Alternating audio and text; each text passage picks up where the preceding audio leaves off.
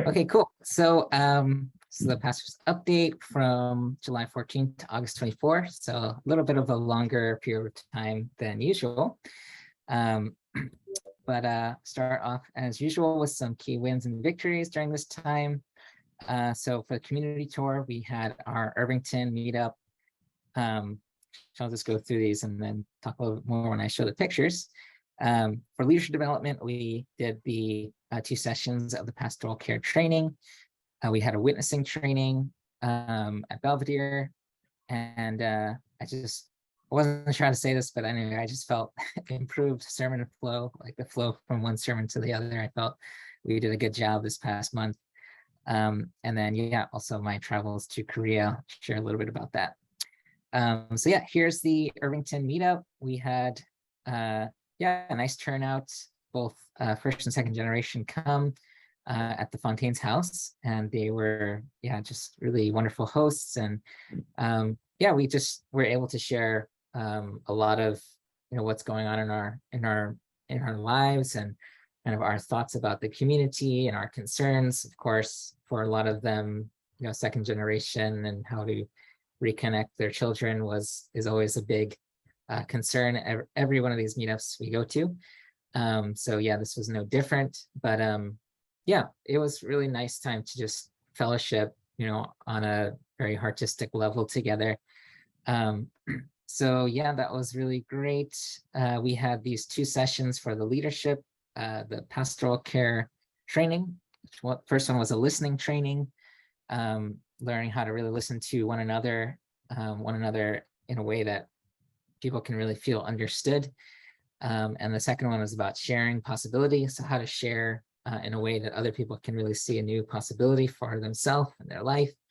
And yeah, I got good feedback. People said it was really helpful, and that they learned some things that they'd never heard before about these kind of very key skills in not just leadership, but also just in relationship building. So yeah, I hope to do more kind of sessions like this. And then, yeah, we had the witnessing workshop on July 31st. So we invited Joshua and Takaya Holmes to come. They did some one-on-one witnessing, kind of role-playing practice, how to approach people. I also presented on kind of the overall strategy that for witnessing that originally was developed by headquarters and in Clifton. And yeah, we had a really good turnout, actually. I was pleasantly surprised. I think only, I don't know, 12 people signed up, and we originally were in room A, but I think over 25 people came, and room A started becoming unbreathable, so we had to move downstairs. And yeah, people were really excited. I got a lot of people telling me that this was very helpful. I think there were quite a few people actually that did start going out on a more regular basis after this workshop. So it kind of activated some people, gave them that little encouragement or push to, get started, and also creating, connections where people can go out together. So yeah, I felt this was a real success in the witnessing front. And then, yeah, I just want to show this because I really liked it, how I saw Pastor Daryl's sermon last week and how he really connected it to my sermon the week before.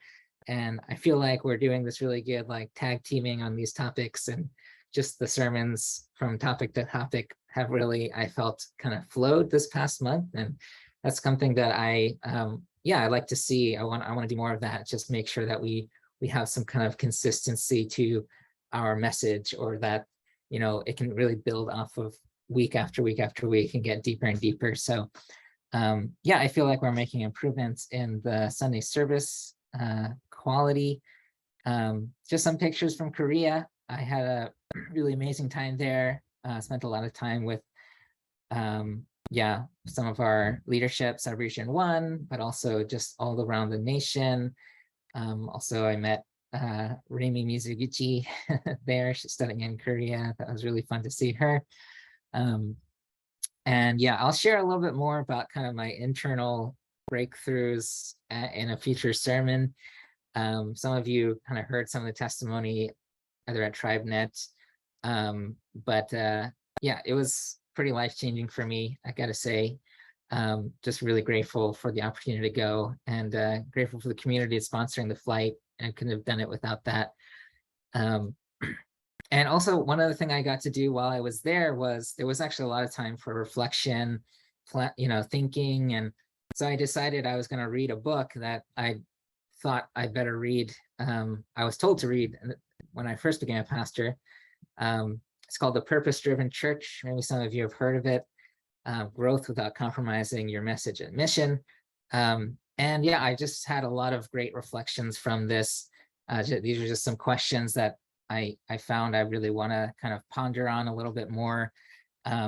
Like redefining our purpose. Why does our local church exist? Who and what are we? What do we do? How do we do it? Yeah, I feel like when I look at our mission statement, there are definitely some things I feel can be tweaked a little bit, or we need to look a little bit seriously, like, are we actually fulfilling on our mission, our vision?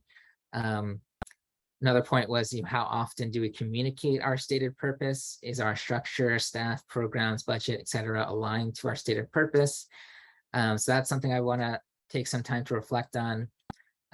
Who is our target audience? Like, who is our ideal kind of member, or like, who are we trying to attract? How old are they? Their marital status, education, economics, et cetera. These are things that I never really thought too much about, and I think it's important to get some clarity on that.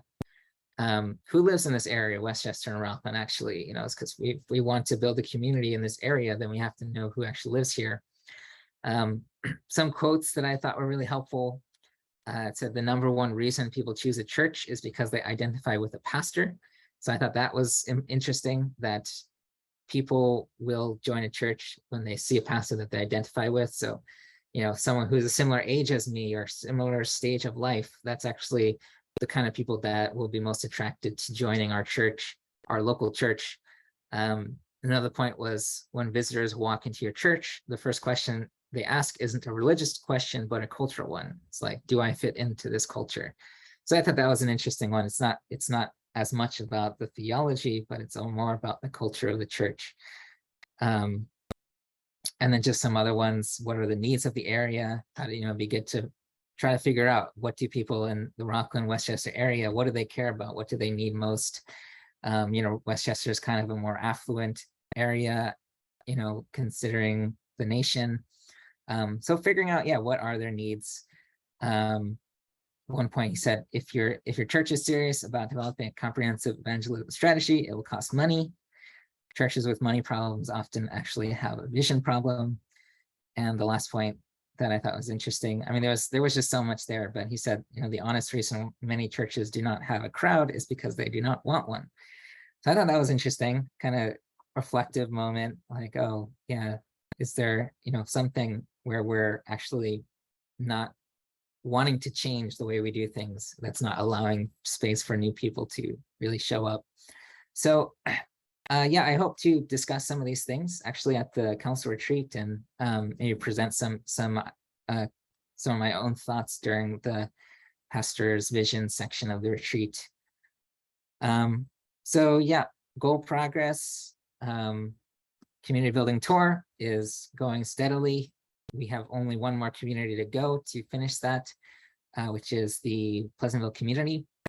The Children's Olympics. So this kind of got split up into different pieces. So we did do the Children's Olympics at BCSF, which I was part of organizing. Unfortunately, I couldn't be there, but that was done. And then the concert version, the concert part is going to be during the Family Fun Fest.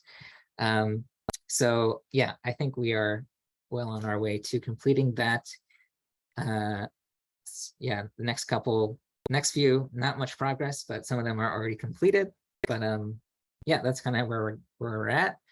And then finally, yeah, just this is what's coming up. One of the big events coming up is the Family Fun Fest on September 4th. There'll be food, games, and performances. I talked to Stephanie about getting the performers from the original song project, that they just created some original kind of holy songs together with Sunghua Reiner, led that effort. And so hopefully we can have a few of them present their original songs during this time, as well as maybe have some other performances. Yeah, that's going to be it for my report. Thank you very much.